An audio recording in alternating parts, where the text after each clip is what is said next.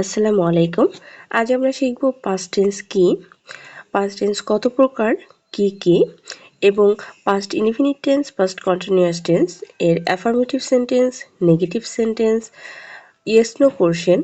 Yes no question হচ্ছে যে প্রশ্ন করলে উত্তরটা ইয়েস অথবা নো দিয়ে অ্যান্সার করা যায় সেটাকে ইয়েস নো কোশ্চেন বলে।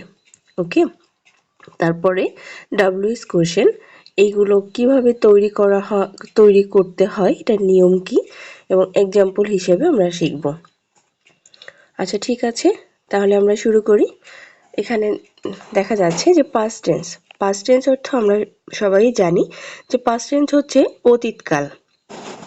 পাস্ট টেন্স এমন একটি কাল যা অতীতে ঘটে যাওয়া কোনো কাজ বা ঘটনার কথা বোঝায়, অর্থাৎ যে কাজগুলো আগে সম্পূর্ণ হয়েছে বা ঘটেছে তা পাস্ট টেন্সে প্রকাশ পায়। এক কথায় পাস্ট টেন্স হচ্ছে যে কাজগুলো, যে ভার্ব দ্বারা বোঝা যায় যে কাজগুলো আগে সম্পূর্ণ হয়েছে, যে কাজগুলো আগে সম্পূর্ণ হয়েছে তাকে পাস্ট টেন্স বলে। আচ্ছা ঠিক আছে, তাহলে পাস্ট টেন্সের প্রকারভেদটা দেখি। পাস্ট টেন্স হচ্ছে 4 প্রকারের। পাস্ট সিম্পল বা ইনডিফিনিট টেন্স, পাস্ট ইনডিফিনিট টেন্সকে আবার পাস্ট সিম্পল টেন্সও বলা হয়। তাহলে পাস্ট সিম্পল বা ইনডিফিনিট টেন্স, এটার অর্থ হচ্ছে সাধারণ অতীতকাল। পাস্ট কন্টিনিউয়াস টেন্স চলমান অতীতকাল। পাস্ট পারফেক্ট টেন্স সম্পূর্ণ অতীতকাল। পাস্ট পারফেক্ট কন্টিনিউয়াস টেন্স চলমান সম্পূর্ণ অতীতকাল। তাহলে এখন আমরা শিখব পাস্ট সিম্পল বা পাস্ট ইনডিফিনিট টেন্স, সাধারণ অতীতকাল। আচ্ছা, পাস্ট সিম্পল বা ইনডিফিনিট টেন্স বলতে কি বোঝায়? হ্যাঁ, এটা হচ্ছে এককালীন বা পুনরাবৃত্ত অতীত কাজ বোঝায়। ওকে, স্ট্রাকচারটা দেখি। সাবজেক্ট, ভার্ব, ভার্বের ভি2। আচ্ছা, ভি2 বলতে ভার্বের পাস্ট পার্টিসিপল নয়, ভার্বের পাস্ট ফর্মকে বোঝায়। ভি1 হচ্ছে ভার্বের প্রেজেন্ট ফর্ম, যেটাকে আমরা মেইন ভার্ব বলি, অথবা অনেক সময় প্রেজেন্ট ভার্ব বলি, হ্যাঁ প্রেজেন্ট ফর্ম বলি, হ্যাঁ মেইন ভার্ব বলি। এটাকে বলে ভি অন। আর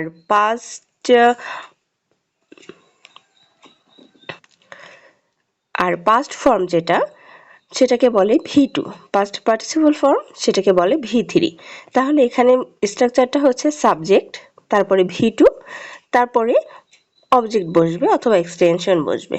আচ্ছা, এক্সাম্পলটা একটু দেখি। এক্সাম্পলটা হচ্ছে সে গতকাল স্কুলে গিয়েছিল।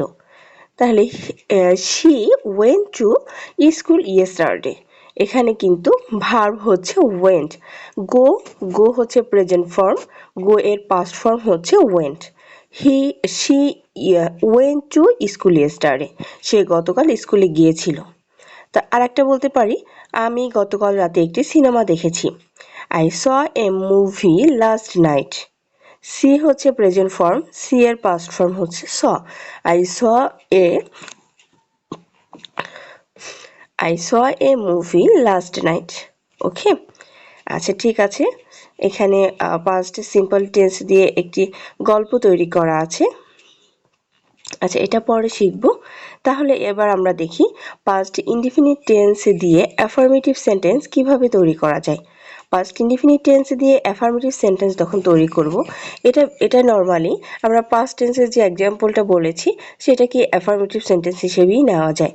যেমন সাবজেক্ট, ভার্ব মানে হচ্ছে ভি2, হ্যাঁ সেকেন্ড ফর্ম, প্লাস হচ্ছে অবজেক্ট।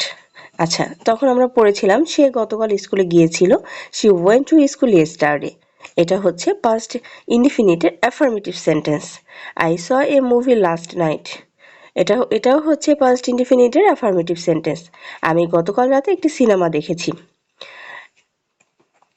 এই সেন্টেন্সকে আমরা যদি নেগেটিভ করি, তখন স্ট্রাকচারটা হবে সাবজেক্ট, তারপরে যেহেতু এটা পাস্ট টেন্স অবশ্যই এখানে ভার্ব হিসেবে ডিড নট বসাতে হবে, বি ভার্ব হিসেবে ডিড নট বসবে। তারপর বেস ভার্ব হচ্ছে মেইন ভার্ব মানে হচ্ছে ভি1। ওকে, তারপরে প্লাস হচ্ছে অবজেক্ট। তাহলে এক্সাম্পলটা যখন আমরা দেখব, এক্সাম্পলটা হচ্ছে আমি গতকাল স্কুলে যাইনি। ওকে, এটাকে ইংলিশ করব I did not, I subject, তারপরে ডিড নট, তারপরে গো টু স্কুল।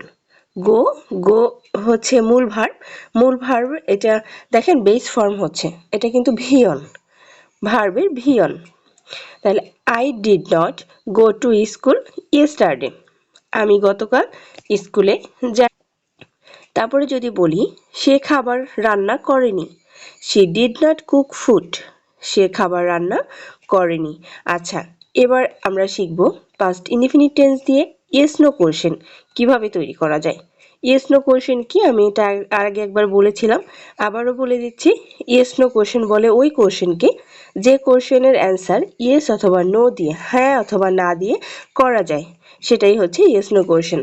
আচ্ছা, ইয়েস নো কোশ্চেনটা যখন করব, স্ট্রাকচারটা হচ্ছে ডিড বসাবো আগে, তারপরে সাবজেক্ট, তারপরে ভার্বের বেস মানে বেস ভার্ব হচ্ছে ভিয়ন। ওকে, যেমন তুমি কি গতকাল স্কুলে গিয়েছিলে, তুমি কি গতকাল স্কুলে গিয়েছিলে, এটা যদি বলি প্রথমে আসবে ডিড, তারপরে সাবজেক্ট ইউ, তারপরে ভার্ব ভিয়ন, ভার্বের মেইন ভার্ব, হ্যাঁ ভিয়ন, তারপরে হবে গো টু স্কুল ইয়েস্টারডে। তাহলে did you go to school yesterday, তুমি কি গতকাল স্কুলে গিয়েছিলে। আরেকটা এক্সাম্পল যদি দেই, সে কি ভাত খেয়েছিল, ডিড হি ইট রাইস, সে কি ভাত খেয়েছিল। আমার মনে হচ্ছে তোমরা বুঝতে পারছো আমি কিভাবে এই সেন্টেন্সগুলো তৈরি করছি। আচ্ছা, এরপরে যদি দেখি পাস্ট ইনডিফিনিট টেন্স দিয়ে ডাব্লিউএস কোশ্চেন। হ্যাঁ, ডাব্লিউএস কোশ্চেন হচ্ছে, ডাব্লিউএস কোশ্চেন আমরা সবাই জানি, এটা হট, হোয়েন, হোয়ার, হ্যাঁ এগুলো দিয়ে, হাউ, এগুলো দিয়ে যখন কোনো কোশ্চেন করা হয় সেটাকে বলা হয় ডাব্লিউএস কোশ্চেন। আচ্ছা, এখানে একটা রুলস আছে, ডাব্লিউএস কোশ্চেনে পাস্ট টেন্সে ডাব্লিউএস কোশ্চেনগুলোতে ডু ডাজ এর জায়গায় ডিড ব্যবহার করতে হয়। ভার্ব মূল রূপে থাকে, মানে হচ্ছে ভার্বটা মেইন ভার্ব হিসেবে থাকে, ভিয়ন যেটাকে প্রেজেন্ট ফর্ম বলা হয় ভিয়ন হিসেবে থাকে। স্ট্রাকচারটা দেখি, স্ট্রাকচারটা হচ্ছে WH word plus did plus subject plus ভার্বের বেস ফর্ম, মানে হচ্ছে ভিয়ন। আচ্ছা, এবার আমরা এক্সাম্পল দেখি, তুমি গতকাল কি খেয়েছিলে, তুমি গতকাল কি খেয়েছিলে। What did you eat yesterday, তুমি গতকাল কি খেয়েছিলে। হট অর্থ হচ্ছে কি, ডিড এটা ভার্ব, যেহেতু পাস্ট টেন্স অতএব বি ভার্ব হিসেবে ডিড বসেছে, ডু ডাজ বসেনি, ডিড বসেছে। ইউ তুমি, ইট খাওয়া, ইয়েস্টারডে গতকাল, তুমি গতকাল কি খেয়েছিলে। What did you eat yesterday. আচ্ছা, সে গত রাতে কোথায় গিয়েছিল। Where did she go last night, কোথায়, হোয়ার, হোয়ার অর্থ কোথায়, ডিড বিভার্ব হিসেবে বসেছে, শি সে এখানে কোনো মেয়েকে বুঝিয়েছে, গো যাওয়া, লাস্ট নাইট গত রাতে। আচ্ছা, সে গত রাতে কোথায় গিয়েছিল, where did she go last night. Okay, আচ্ছা ঠিক আছে, তাহলে আমরা ইনডিফিনিট টেন্সের অ্যাফার্মেটিভ সেন্টেন্স কিভাবে তৈরি করতে হয়, অ্যাফার্মেটিভ সেন্টেন্সটা কিভাবে বলতে হয় সেটা শিখেছি। এরপরে শিখেছি নেগেটিভ সেন্টেন্স কিভাবে বলতে হয়, এরপরে শিখেছি ডাব্লিউএস কোয়েশ্চেন কিভাবে বলতে হয়, এরপরে শিখেছি ইয়েস নো কোয়েশ্চেন কিভাবে বলতে হয় বা করতে হয়। আচ্ছা ঠিক আছে, এবার আমরা পাস্ট কন্টিনিউয়াস টেন্সে চলে যাব। পাস্ট কন্টিনিউয়াস টেন্স হচ্ছে অতীতে কোনো কাজ নির্দিষ্ট সময়ে চলছিল বোঝাতে পাস্ট কন্টিনিউয়াস টেন্স, বোঝালে পাস্ট কন্টিনিউয়াস টেন্স বোঝায়। আচ্ছা, অতীতে কোনো কাজ নির্দিষ্ট সময় চলছিল বোঝাতে, হ্যাঁ পাস্ট কন্টিনিউয়াস টেন্স হয়। আচ্ছা, এবার দেখি পাস্ট কন্টিনিউয়াস টেন্স দিয়ে অ্যাফার্মেটিভ সেন্টেন্সটা কিভাবে তৈরি করা যায়। সেক্ষেত্রে সাবজেক্ট আগে বসবে, তারপরে ভার্ব হিসেবে ওয়াজ ওয়ার বসবে, ভার্বের সাথে আইএনজি যুক্ত হবে এবং অবজেক্ট অথবা এক্সটেনশন বসবে। ওকে, তাহলে তাহলে আমরা যদি বলি আমি ক্রিকেট খেলছিলাম, মানে আমি কিন্তু ক্রিকেট খেলছিলাম, কিছুটা সময় ওখানে ছিলাম, এই খেলাটা কিছুটা সময়ে চলমান ছিল। তাহলে আমি ক্রিকেট খেলছিলাম, এটা হচ্ছে পাস্ট কন্টিনিউয়াস টেন্স। ওকে, ইংলিশ যখন করব আই তারপরে ওয়াজ ওয়্যার যেহেতু আছে তাহলে এখানে আই এর সাথে কি হবে, আই এর সাথে ওয়াজ হবে। যখন ইউ বলবো, উই বলবো, হ্যাঁ, প্লুরাল ফর্মটা যখন বলবো তখন তার সাথে ওয়্যার হবে।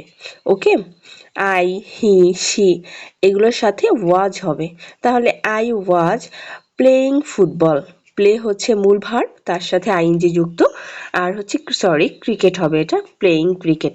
তাহলে আই ওয়াজ প্লেয়িং ক্রিকেট, আমি ক্রিকেট খেলছিলাম। সে ফোন করেছিল যখন আমি পড়ছিলাম। সে ফোন করেছিল যখন আমি পড়ছিলাম। I was reading when I was reading, আমি পড়ছিলাম। হোয়েন যখন হি কল, সে ফোন করেছিল। সে ফোন করেছিল আমি যখন পড়ছিলাম। ইংলিশটা কি হবে? I was reading when he called. Okay, আচ্ছা ঠিক আছে। এখন পাস্ট কন্টিনিউয়াস টেন্স দিয়ে নেগেটিভ সেন্টেন্স তৈরি করব।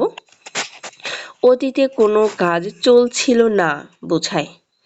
নেগেটিভ সেন্টেন্স দিয়ে সবসময় না, নেগেটিভ মানে হচ্ছে না বোধক সেন্টেন্স। আচ্ছা, স্ট্রাকচারটা দেখি। ওয়াজ ওয়্যার, তারপরে নট বসবে, তারপরে মূল ভার্বটা বসবে, ভার্বের সাথে আইএনজি যুক্ত হবে, তারপরে অবজেক্ট বসবে। তাহলে আমি বই পড়ছিলাম না। I was not reading a বুক, আমি বইটি পড়ছিলাম না। ঠিক আছে, আমি বই পড়ছিলাম না। আই ওয়াজ নট, ওয়াজের পরে নট বসেছে, আর রিডের সাথে আইএনজি যুক্ত হয়েছে। I was not reading a বুক। আচ্ছা, সে ভাত রান্না করছিল না। She was not cooking rice, সেও ভাত রান্না করছিল না। আমার মনে হয় তোমরা বুঝতে পারছো।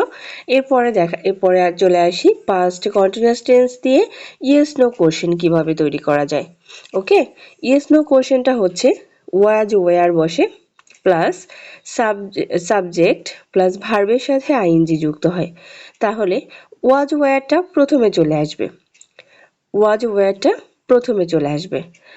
তাহলে আমরা যদি বলি আমি কি বই পড়ছিলাম, ওয়াজ আই রিডিং এ বুক, আমি কি বই পড়ছিলাম।